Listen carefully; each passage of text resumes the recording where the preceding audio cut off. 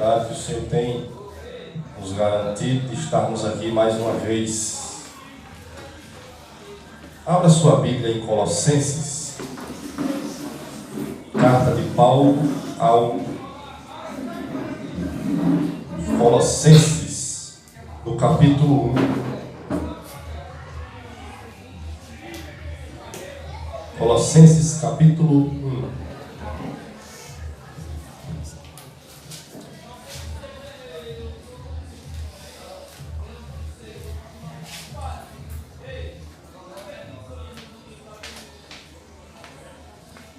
Colossenses, capítulo 1.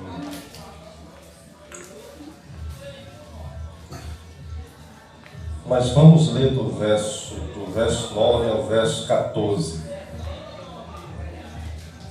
Nós estamos aqui em uma sequência de mensagens nesses versos. Hoje nós iremos estudar o versículo 12. Semana passada nós estudamos o versículo 11.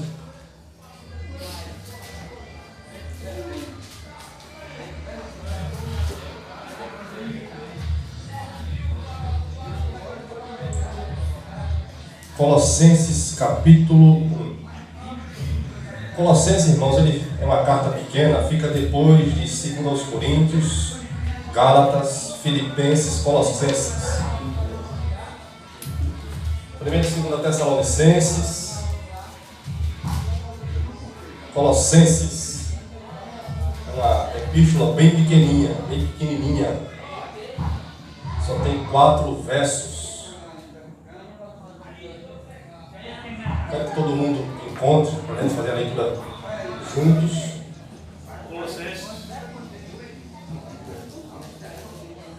Capítulo 1. Colossenses, capítulo 1. Do verso 9 ao verso 14. Nós iremos estudar o verso 12.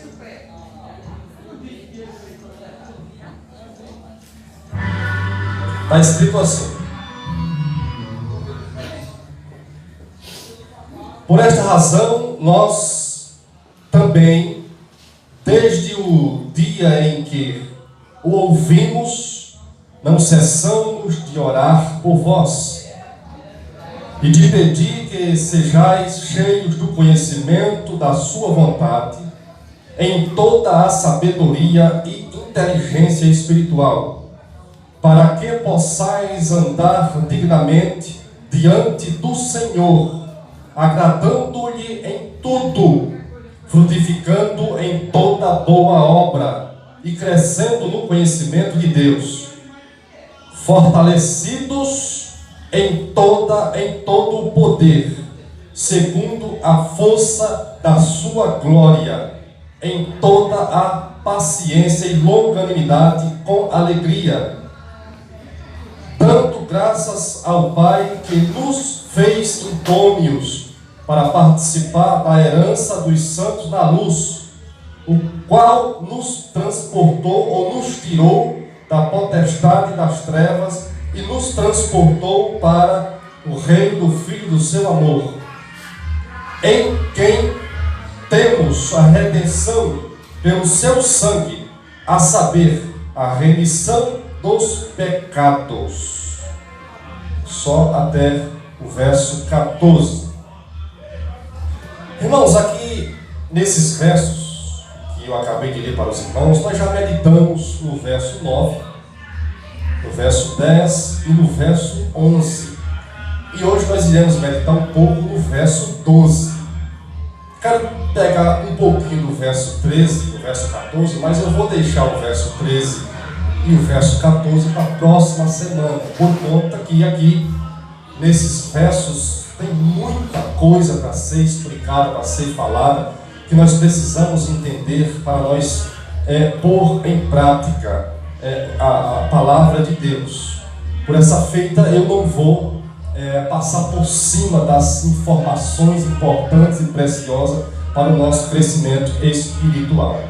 Na semana passada a gente meditamos aqui no versículo 11 e eu falei um pouquinho do versículo 12.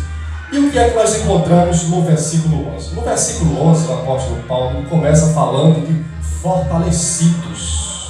né? Fortalecidos em todo o poder, segundo a glória de Deus, com toda a paciência e longanimidade com alegria. Depende da tradução, com gozo. Gozo é alegria. Então, brevemente aqui, recapitulando aqui e trazendo uma breve explicação do versículo 11, para a gente entrar no versículo 12, o que é que Paulo ele fala aqui no versículo 11? Primeiramente, Paulo fala de força, fortalecidos ou fortalecei-vos. Ele está aqui trazendo a ideia de que nós temos que estar fortes espiritualmente. Nós temos que estar fortalecidos, fortes espiritualmente. Assim como o nosso corpo ele necessita estar forte fisicamente, assim como o nosso corpo necessita ter saúde, assim como o nosso corpo necessita ser bem alimentado para que ele seja forte, para que a gente possamos continuar caminhando, vivendo e cumprindo com as nossas atividades. Assim, o cristão ele necessita ser forte espiritualmente para que ele possa resistir, ele possa continuar caminhando rumo ao alvo, que nós sabemos pelas Escrituras qual é o alvo, que é a vida eterna. E ele aqui, com esse ponto de fortalecidos ou fortalecei-vos com todo o poder, segundo a glória de Deus, ele está referindo-se aos versículos anteriores. Não tem como alguém se fortalecer espiritualmente se essa pessoa não crescer no conhecimento de quem? De Deus. Ele vai falar isso nos versos 9, no verso 9 e no verso 10. Tanto o verso 9 quanto o verso 10, Paulo vai aqui falar de crescimento. Crescimento por intermédio de conhecimento. Quando há conhecimento, há crescimento. Quando há crescimento, há fortalecimento, ou força espiritual, ou a pessoa fica robusta espiritualmente, capaz de resistir às tribulações que a gente enfrentamos, que os cristãos enfrentam na sua caminhada em direção ao céu. E ele usa aqui duas palavrinhas no versículo 11, que é a palavra paciência e longanimidade, que tem o mesmo sentido. A palavra paciência e longanimidade tem o mesmo significado. Tanto paciente quanto longânimo tem o mesmo significado. Mas quando ele usa paciência e longanimidade, ele trata aqui de dois pontos. Paciência, tratando-se das questões de problemas que são duradouros, ou tribulações duradouras na vida do cristão. E aqui eu não vou repetir a mensagem de domingo, mas é basicamente isso. Quando ele fala de paciência, ele está falando de problemas duradouros, de tribulações duradouras. Para a gente passar por tribulações duradouras, a gente precisa de paciência. Aí a gente corre lá para Jó, capítulo 1, capítulo 2, até o capítulo 42, onde ali a gente podemos ver alguém que experimentou e que viveu na prática a paciência. E longanimidade está no contexto de os irmãos suportarem uns aos outros. Eu tenho que suportar vocês, vocês têm que me suportar, nós temos que suportar uns aos. Nós temos que ser o quê? Longânimos uns com os outros. Porque nós não somos perfeitos. Eu não sou perfeito. Se eu chegar aqui um dia e eu disser, eu sou perfeito, você pode abrir a boca daí e dizer, você está mentindo. Se algum de vocês disser, eu sou perfeito, eu posso chegar daqui e dizer, você está mentindo. Ninguém é perfeito. Só existe um que é perfeito. Quem é esse? Deus. Nós estamos no caminho da perfeição. Nós estamos na estrada da perfeição. E quem é que nos leva a essa perfeição? O crescimento espiritual. Somente o crescimento espiritual que vem por intermédio do conhecimento da palavra é que nos leva a essa perfeição. Então, irmãos, aqui nós podemos ver brevemente no verso 11 esses três pontos. E Paulo termina no versículo 11 tratando-se de alegria. Fortalecidos, paciência, longanimidade com alegria. Servindo a Deus com alegria. Com alegria, não com tristeza, não contristados, mas servindo a Deus com um coração alegre. E a alegria, ela é um fruto do Espírito Santo. Lá em Gálatas capítulo 5, no versículo 22, dentre ali os frutos do Espírito Santo, está a alegria. Quem tem o Espírito Santo, tem o fruto do Espírito Santo e, consecutivamente, tem essa alegria. Agora vamos entrar no versículo 12. O versículo 12 aqui tem algumas informações preciosíssimas para nossas vidas. Fortalecidos com todo o poder, segundo a glória de Deus, com toda a paciência, longanimidade, com alegria. Aí Paulo entra no versículo 12 dizendo, dando graças ao Pai.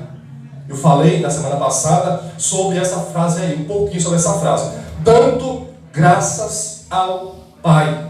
Aqui ele está dizendo o seguinte, vocês têm que ser agradecidos ao Pai. Vocês têm que dar graças ao Pai.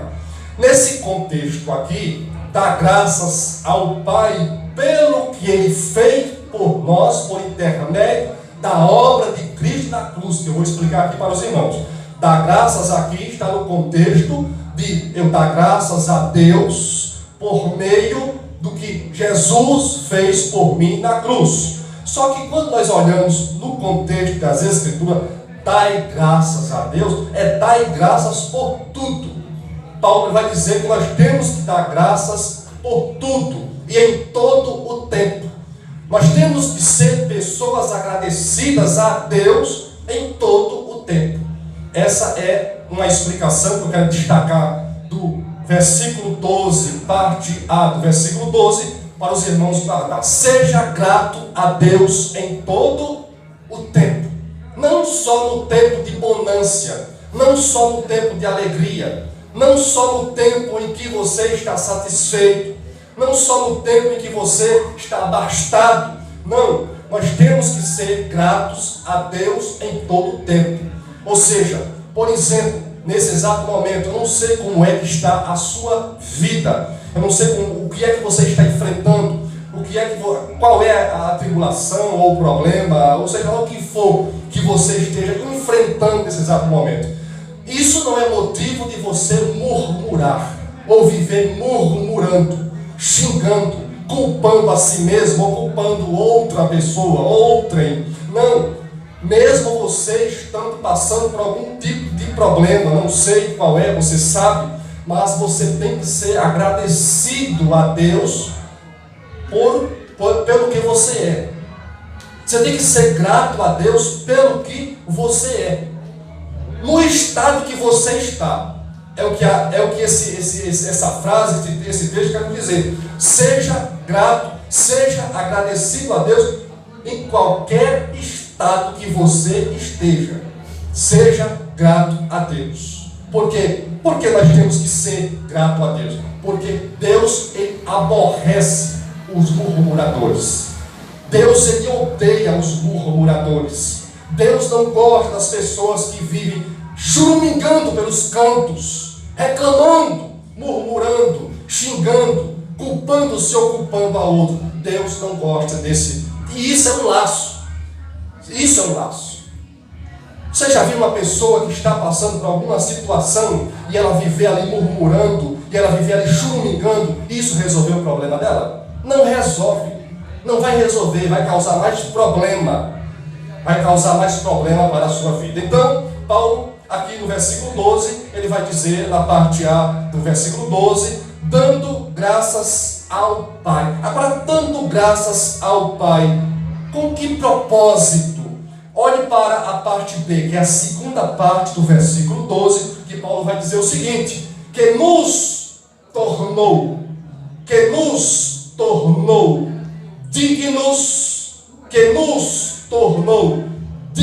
vamos parar aqui, que nos tornou dignos. Paulo está dizendo para os colossenses, sejam agradecidos a Deus. Por que, Paulo? Eu tenho que ser agradecido a Deus, porque Deus nos tornou o quê? Dignos. Nos tornou o quê? Idôneos. Nos capazes. Essa palavrinha idôneo, que quem sabe está na sua tradução, significa digno e também significa capaz. Deus nos tornou capaz. Capaz de quê? Se você for para a parte ser, do versículo 12, Paulo vai dizer que Deus nos tornou dignos, idôneos, capazes para participar, olha só, para participar da herança dos santos na luz. Veja comigo aqui, se Deus torna uma pessoa digna, capaz de participar da herança dos santos na luz, então essa pessoa não era o quê? Digna. Então essa pessoa não era o quê? Capaz. Na realidade, na verdade, eu quero dizer para os irmãos aqui que ninguém é capaz, nenhum ser humano é capaz de participar da herança dos santos na luz, se Deus não torná-lo capaz.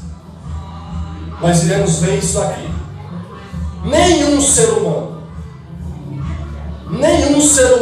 é capaz de se tornar digno por conta própria, de se tornar capaz por conta própria, de se tornar idôneo por conta própria para participar da herança dos santos na luz.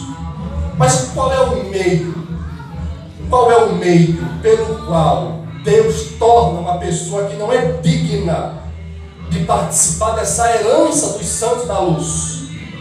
Qual é o meio pelo qual Deus torna alguém digno? Deus torna alguém capaz. Abra sua Bíblia comigo em Romanos capítulo 5, verso 11, verso 8 a verso 11.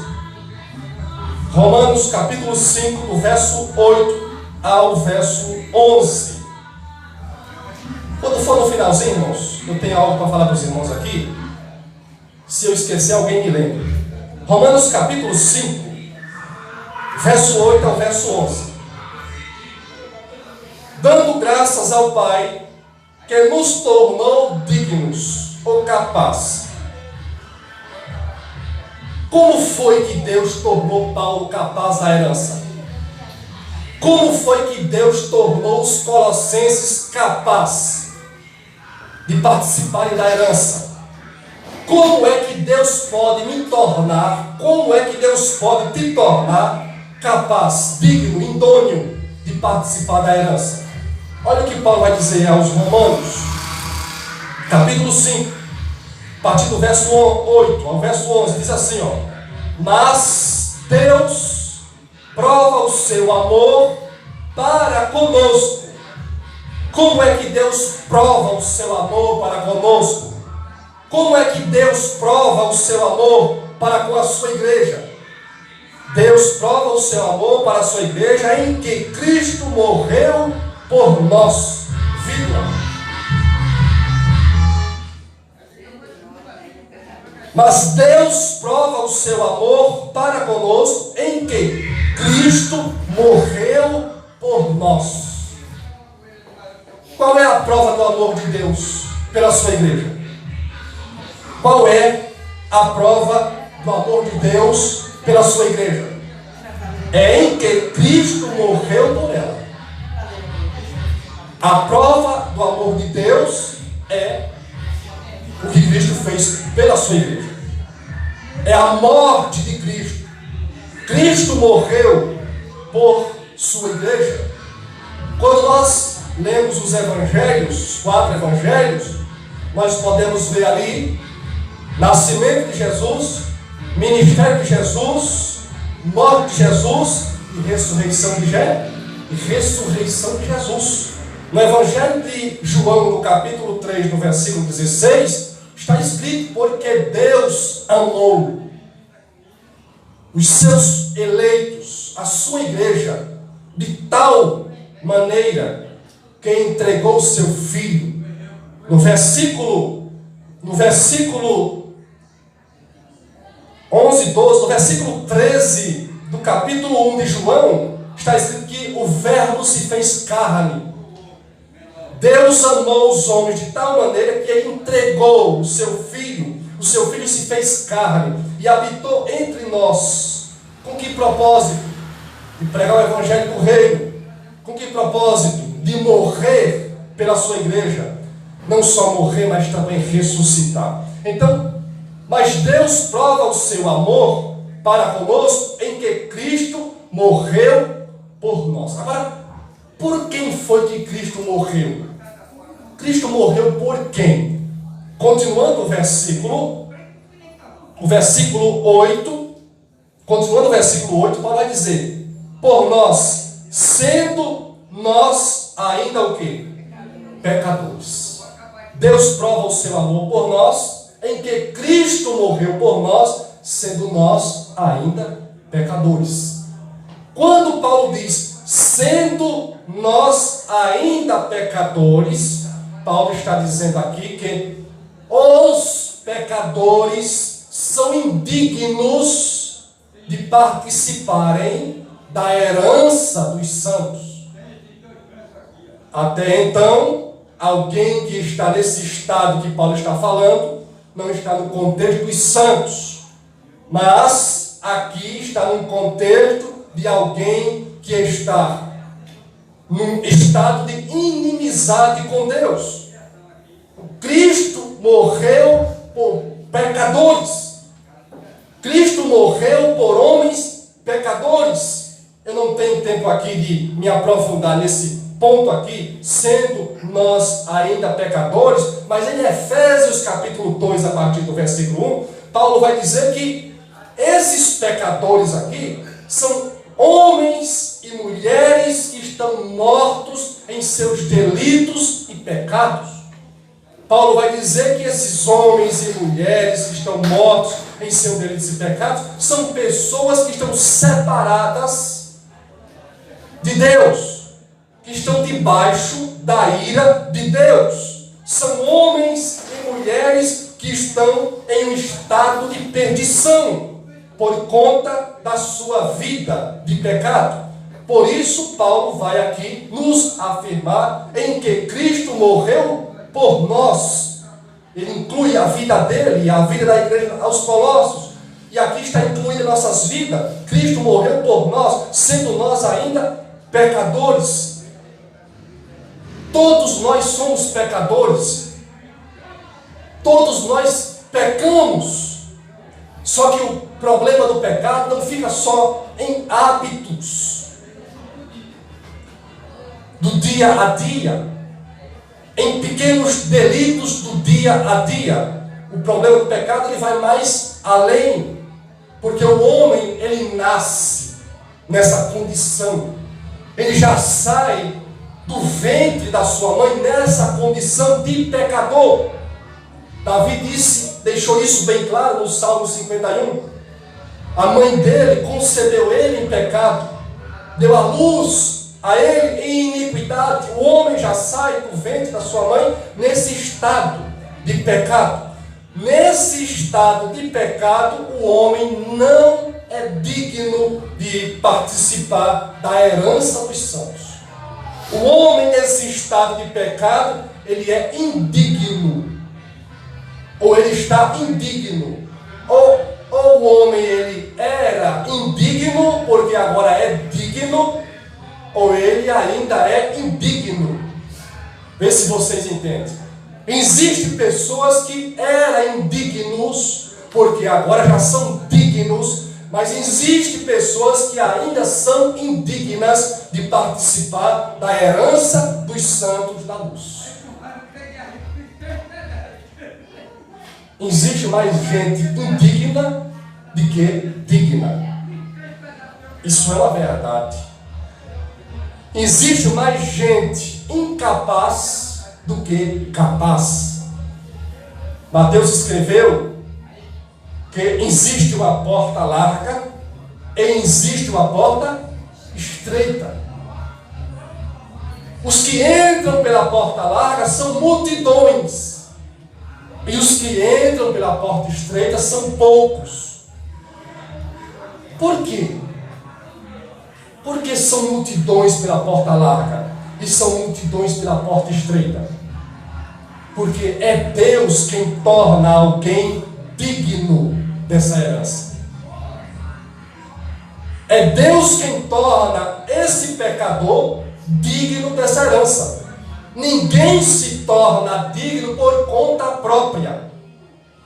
Vamos continuar o versículo 9, diz assim, vou ler o versículo 8 e vou entrar no versículo 9. Mas Deus prova o seu amor para conosco, em que Cristo morreu por nós, sendo nós ainda pecadores. O versículo 9, 10 e 11 vai explicar aqui algo muito interessante para os irmãos. Veja só o versículo 9. Logo muito mais agora, tendo sido justificados, guarda essa palavrinha aí, pelo seu sangue, seremos por ele salvos da ira. Finalzinho do versículo 9, o versículo 10.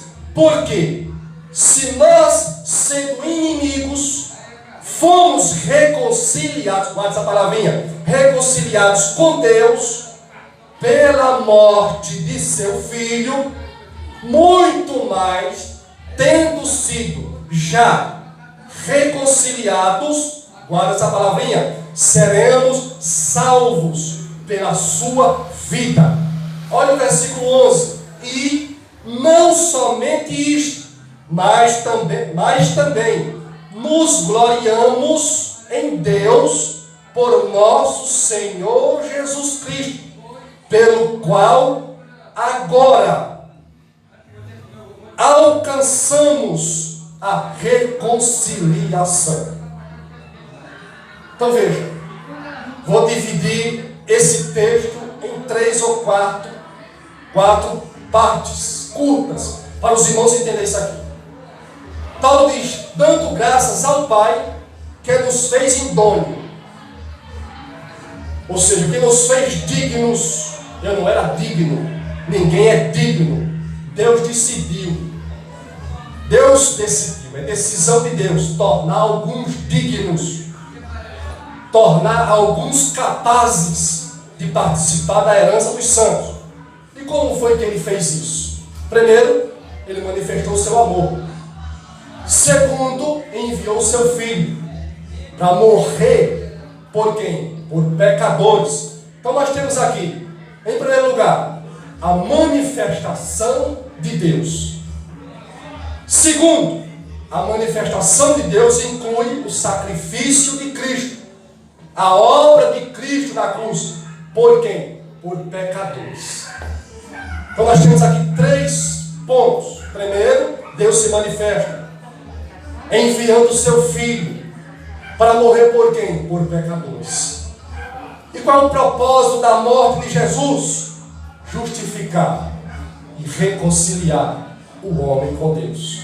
Justificação. O que significa a palavra justificação? A palavra justificação significa a pessoa ser declarada inocente diante do tribunal de Cristo.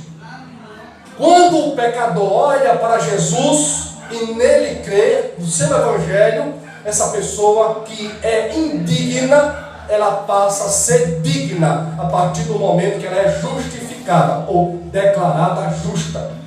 O papel de Jesus foi trazer o homem de volta para Deus, que é a palavra reconciliação. Eu estava em inimizade com Deus. Aqui dentro do texto nós encontramos a palavra inimigo ou inimizade. O ser humano, ele está em inimizade com Deus. O papel de Jesus foi trazer o homem de volta para Deus. Trazer o homem de volta a tornar-se amigo de Deus. E isso por intermédio de quê? Da reconciliação. Aonde é que a reconciliação entra? Quando há desunião. Desunião, reconciliação, trazer a pessoa de volta. Deus amor, enviou o seu Filho, e o papel do seu Filho, que é o seu sacrifício, a sua morte na cruz, é trazer o homem de volta para Deus. Sem Jesus, o homem não pode voltar para Deus. Esse texto aqui é muito forte. Se não for a obra completa de Cristo na cruz, o homem não pode voltar para onde? Para Deus. Porque por causa do pecado, o homem está distante de Deus. Está desligado de Deus. Está afastado de Deus. O pecado afasta o homem de Deus, distancia o homem de Deus, separa o homem de Deus. O homem está em um estado de inimizade, está debaixo da ira, que ele vai dizer aqui no finalzinho do versículo 9. Então, o homem que está em pecado, ele caminha, resumindo, debaixo da ira de Deus. Isso quer dizer o quê? Que Deus está irado com aquela pessoa. Deus está furioso com aquela pessoa. Deus está a ponto de despejar sua ira sobre aquela pessoa. Aquela pessoa está por um triz de receber a descarga da ira de Deus. Isso aqui é muito sério. Estou resumindo por conta do nosso tempo. Mas o homem, como Paulo diz aqui, sendo nós ainda pecadores, esse sendo nós ainda pecadores, o homem está debaixo da ira de Deus. O homem está por um triz de Deus despejar a sua ira sobre ele. O papel de Jesus: justificar o homem, declarar o homem justo, declarar o homem inocente, trazer o homem de volta para Deus, de inimizade a amigo, de inimizade a amigo. É por isso que em Romanos capítulo 5, versículo 1, diz que aquele que foi justificado tem paz com Deus. Só pode estar em paz com Deus aquele que foi justificado. Qualquer que ainda não foi justificado, esse está em inimizade com Deus.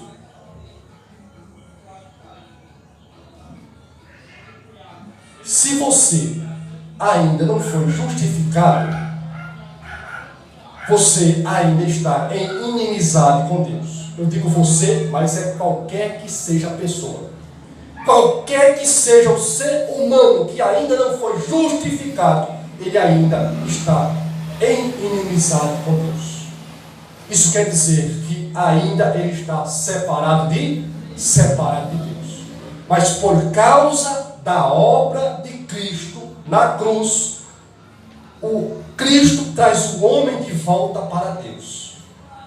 Aí é onde entra essa palavrinha reconciliados, ou reconciliação. O papel de Jesus é pegar o homem que está inimizado com Deus e trazer ele a estar em comunhão novamente com Deus. Quando Paulo diz, dando graças ao Pai, que nos tornou dignos, como foi que o Pai nos tornou dignos? Por intermédio da obra de Cristo na cruz. É o único meio. Fora disso, ninguém se torna digno. Fora disso, ninguém se torna capaz. Fora disso, ninguém chegará a participar da herança dos santos na luz. Você veja a sequência.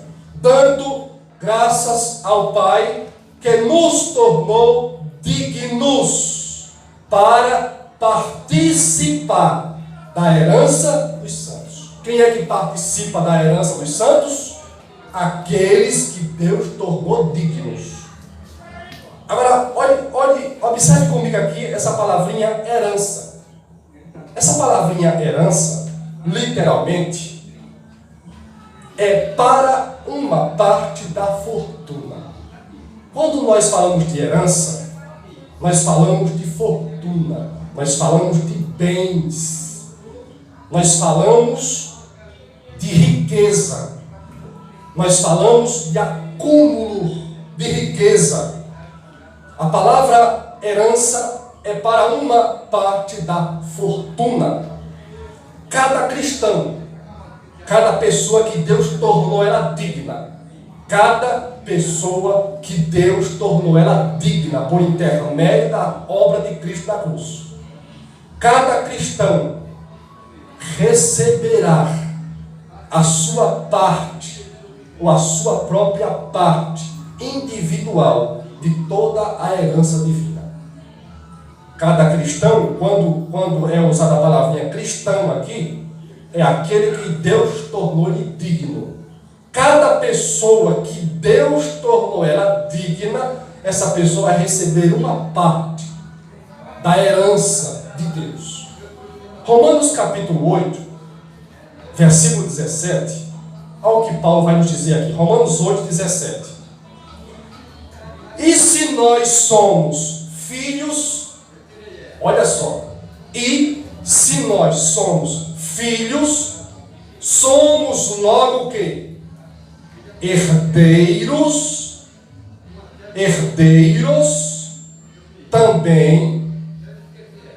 Herdeiros também, verdadeiramente herdeiros de Deus e co-herdeiros de Cristo.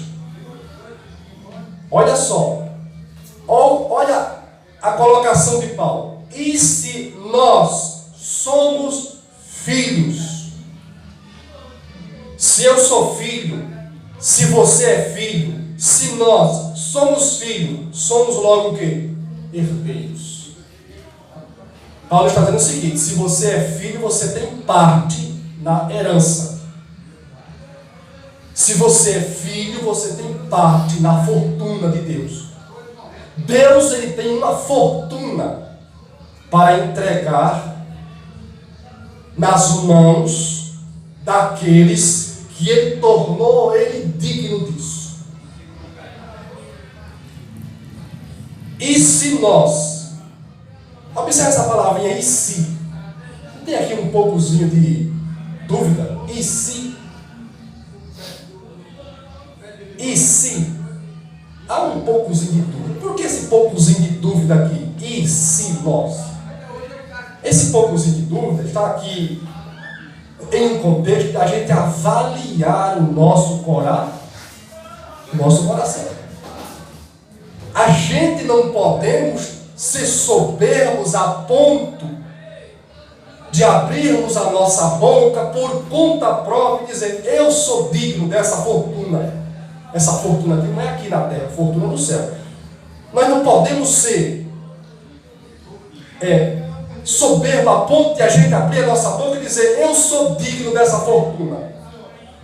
Com que certeza você, qual é a certeza que você tem que você é digno dessa fortuna? Qual é a certeza que eu tenho? Qual é a certeza que nós temos? Qual é o fundamento que eu tenho? Qual é o fundamento que você tem? Qual é o fundamento que nós temos pelas Escrituras? Qual é o fundamento que nós temos de nós sermos participantes dessa herança? Se você fosse me dar uma definição aqui agora, se você fosse me fazer aqui uma declaração aqui agora, dizendo: ó, eu sou digno de participar dessa fortuna, de tomar posse dessa fortuna, por isso aqui, você teria coragem? Por essa feita, Paulo disse: e se? Por que Paulo disse e se? Por que essa colocação? Porque cada um tem que examinar o seu próprio coração. E como é que eu tenho que examinar o meu coração? Eu ficar pensando assim, eu vou pensar aqui, eu vou ver se o meu coração é digno dessa herança. Ficar pensando, somente pensando. Como é que eu examino o meu coração? Como é que nós examinamos o nosso coração? Nós examinamos o nosso coração por intermédio desse livro é através daqui. Não é através de um pensamento, buscando entender, por um pensamento vazio no ar. Passar uma hora de relógio pensando, examinando o coração, procurando saber se é digno de participar dessa herança. Não. Eu vou procurar saber, eu vou examinar o meu coração para mim saber se eu sou digno dessa herança, para mim saber se Deus já me fez digno dessa herança, por intermédio do conhecimento das Escrituras. Por essa fé que não é em vão, quando Paulo, ele diz aqui no finalzinho do versículo 10 do capítulo 1 de Colossenses, crescendo no conhecimento de Deus. Aí eu vou examinar meu coração com a Bíblia fechada. Não, você não vai examinar seu coração. A conclusão que você vai chegar é totalmente equivocada. Porque a própria Escritura diz que nós não podemos confiar no nosso coração. Se você confiar no seu coração, você vai estar totalmente enganado. E se nós somos filhos, quem é o digno de participar dessa herança dos santos na luz? Os filhos. Quem é que, quando os pais falecem, toma posse da herança? Qualquer um vai lá e toma conta dos bens do pai? Não. Quem tem direito à herança é os filhos. Então, quando Paulo diz, e se nós somos filhos, nós temos que fazer essa pergunta ao nosso coração. Será que eu sou filho? Não se engane com o nosso país religioso, onde as pessoas abrem a boca à torta e à direita e dizem, eu sou filho de Deus. Não se engane com isso. Nós vivemos em um país religioso, católico ou protestante. Não se engane com essa tradicionalidade religiosa no nosso país. O Evangelho de João, no capítulo 1, versículo 12 e 13, diz que para ser filho tem que nascer de Deus. Tem que ser nascido de Deus. E para nascer de Deus, tem que passar pela obra de Cristo na cruz. Sem a obra de Cristo na cruz, não há justificação, não há reconciliação, não há filiação, não há novo nascimento. E se nós somos filhos, somos logo herdeiros. Também verdadeiramente herdeiros de Deus. Herdeiros de Deus. E co-herdeiros de Cristo. Os filhos são herdeiros de Deus e co-herdeiros com Cristo. Quando Paulo fala de herança, Paulo está referindo-se a uma alusão. Ele está trazendo do Antigo Testamento para o Novo Testamento. No Antigo Testamento, a herança ela era terrena. Guarde isso. No Antigo Testamento, a herança ela era terrena. No Novo Testamento, a herança ela é espiritual. No Antigo Testamento, a herança ela era fortunas de terra. Era terra, era ouro, era prata, era riqueza física. No Novo Testamento, a herança ela é espiritual. Em Números capítulo 26, versículos 52 e 53, rapidamente, diz assim, ó. E falou o Senhor a Moisés, dizendo, a estes, referentes a Israel, a estes se repartirá a terra em herança, segundo o número dos nomes de cada tribo. Lá no Antigo Testamento, Deus falou com Moisés para que Moisés separasse a terra por herança para os filhos de Israel. Nós sabemos que não foi Moisés, foi Josué, mas a ordem foi dada a Moisés, de Moisés para Josué. Então, irmãos, será que nós somos dignos de participar dessa herança? Dos santos na luz. Veja, no versículo 13, nós iremos estudar na semana que vem, o versículo 13. O versículo 13 diz que os filhos, eles já fazem parte do reino, só que ainda não tomaram posse da herança. Os filhos já fazem parte do reino, só que ainda eles não tomaram posse da herança. Olha o que diz o versículo 13. Diz assim, ó. O qual nos tirou da potestade das trevas e nos transportou para o reino do Filho do seu amor. No momento da salvação, a pessoa é transportada do reino das trevas para o reino do Filho do amor de Deus. Os filhos de Deus já estão participando do reino de Deus aqui na terra. Os filhos já estão participando do reino de Deus aqui na terra. Só que quando eles partirem aqui dessa terra, aí é que eles vão receber essa fortuna lá na glória. Conclusão. Paulo vai dizer: dai graças ao Pai, que nos fez dignos de participar da herança dos santos na luz. Olha só, a herança de quem? Aqui tem uma palavrinha: santos. Quem são os santos? Aquele que Deus tornou digno da herança. Quem são os santos? Aquele que é filho, que é herdeiro. Quem são os santos? Aquele que... A palavra santo tem o significado de separação do mundo, separação do pecado, separação daquilo que não agrada a Deus, separação das trevas. Quem são os santos? Aqueles que estão aguardando esse dia para receber essa herança. Agora veja, na luz, aí Paulo conclui o versículo 12. Dê graças a Deus, porque Ele tornou você digno, por intermédio da obra de Cristo na cruz. Tornou você digno, por intermédio da obra de Cristo na cruz. Participar da herança dos santos da luz. A palavra luz, aqui, basicamente, tem 3 significados nesse texto aqui. Primeiro, quando Paulo diz na luz, ele está referindo-se à própria palavra de Deus. Porque a palavra de Deus, ela é apresentada como luz. O Salmo de número 119, versículo 105, o salmista escreveu: a tua palavra é lâmpada e luz para o meu caminho.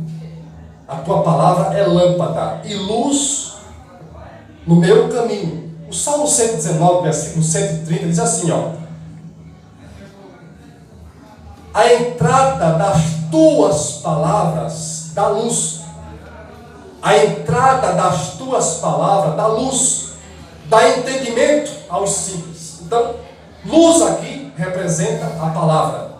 Segundo, luz aqui também representa aquela moral santa dos santos.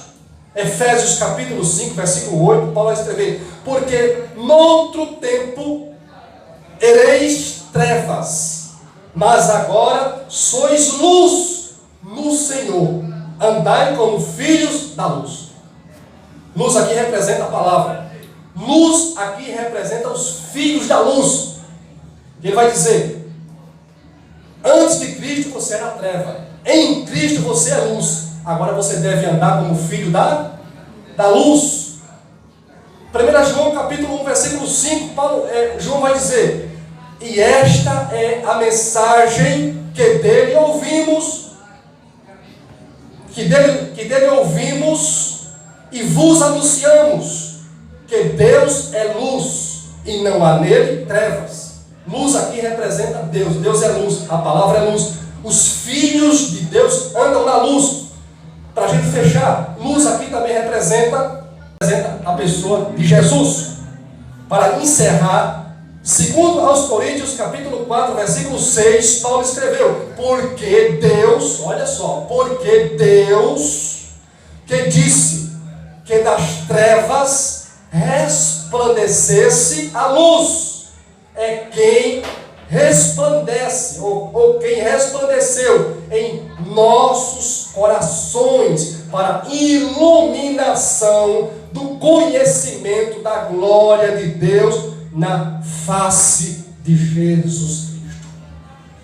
Então veja, luz aqui, a palavra, luz aqui, o próprio Deus, luz aqui, os filhos da luz, que andam na luz.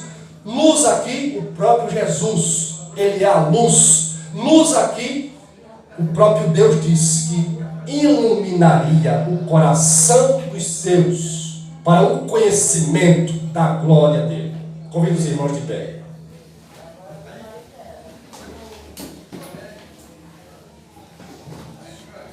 Dando graças ao Pai. Dá graças ao Pai pelo quê? Porque Ele me tornou digno. Digno de quê? De participar da herança dos santos na luz. Você sabe o que é alguém ser indigno de algo e alguém tornar-se digno de algo? Feche os seus olhos. Ó Deus, eu quero te louvar. E eu quero te agradecer, Senhor, por essa noite, por essa oportunidade. Por falar um pouco da tua palavra. Que o Senhor possa visitar os nossos corações, Pai. E como está escrito aqui, ilumine nossos corações. E nos ajude a entender o teu evangelho. Ninguém é digno do reino. Ninguém é digno dessa herança. Mas por intermédio de Jesus Cristo que morreu na cruz por nós, por intermédio do sacrifício perfeito e completo, nós fomos justificados, perdoados, reconciliados e dignos. O Senhor nos tornou dignos. Que o Senhor nos torne dignos. Se há alguém que ainda não é digno, que o Senhor torne digno de participar dessa herança por intermédio do Senhor Jesus. Ó Deus, abençoa, Pai, cada um dos que estão aqui presentes, fortalecendo, ajudando, edificando, consolando, exortando, corrigindo. Faz o que te apraz nas nossas vidas. Dai sabedoria, Pai, principalmente espiritual, mas também sabedoria para lidar com o corre-corre do dia a dia. Ó Deus, abençoa as famílias, os casamentos, os filhos. Livra-nos de todos os males, do homem sanguinário, da peste perniciosa, dos inimigos invisíveis e visíveis. Guarda-nos, ó Deus, debaixo das tuas asas. Protege-nos, ó Deus, e conduze-nos para o teu reino eterno e tomarmos posse dessa herança. Toca nos enfermos, cura os enfermos, liberta, Pai Santo, aqueles que necessitam de uma libertação. Faz a tua obra acontecer. Entra com salvação. Visita os que não puderam vir, Senhor. Em nome de Jesus. Que o teu nome seja louvado e glorificado. Em nome de Jesus. Amém. Quem pode dizer amém? Amém.